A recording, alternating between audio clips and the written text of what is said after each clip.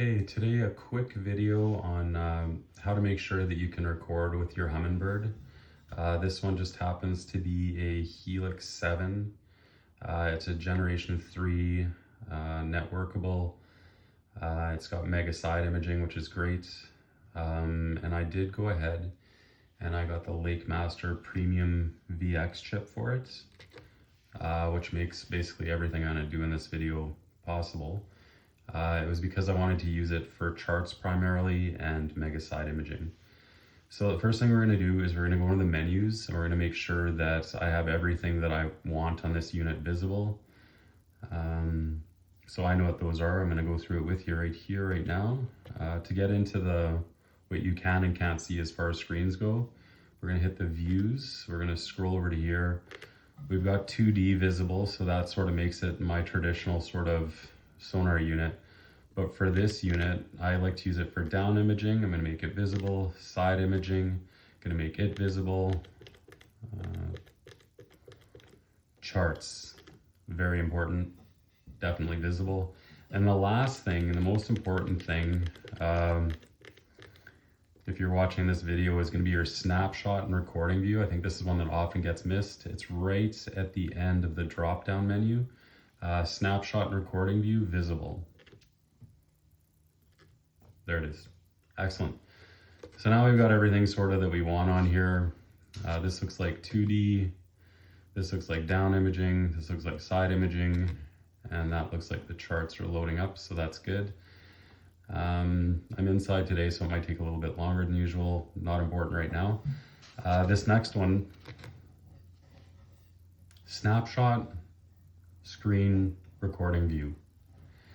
For me, when I started using this after I got my premium VX chip, I started using my fish finder more at home than I did in my boat. I have previous recordings here of fishing trips that I've made. Some of them look like they're about 4 minutes, some of them are really short, some of them are an hour long.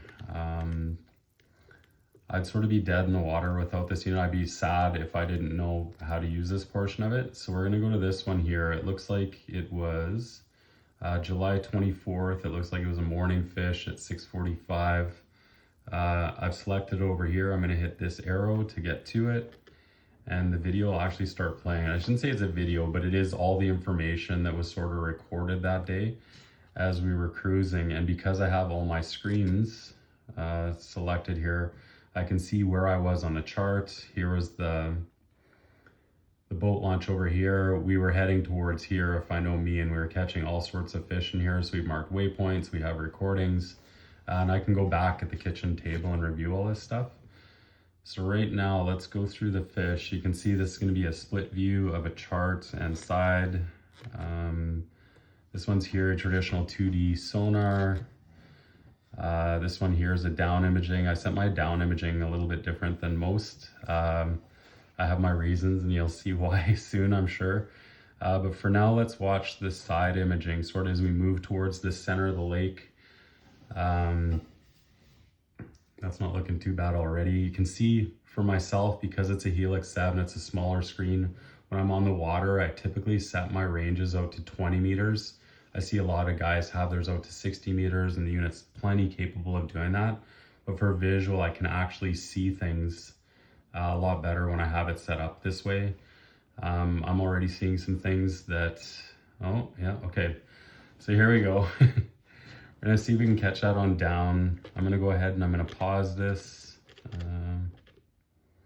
There we go. The reason I've done this is because I'm seeing some fish over here already that if I was on a different screen, which most of the time I am, most of the time on my charts are split, these fish I may have missed. So now I'm going to get into the side imaging screen because, like I say, I'm at my kitchen table. I have the time and I'm able to scroll through the buttons enough, and I'm going to actually zoom in on these suckers. I can see there's 2 fish here.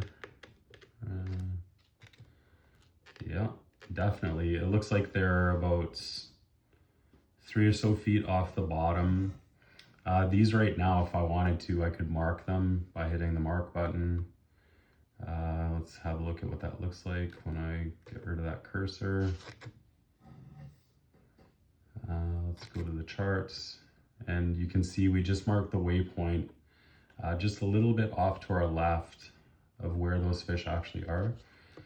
And that corresponds and is slightly behind the boats. Yeah, it looks about right. So we're gonna get back to it. We'll let this thing start playing again.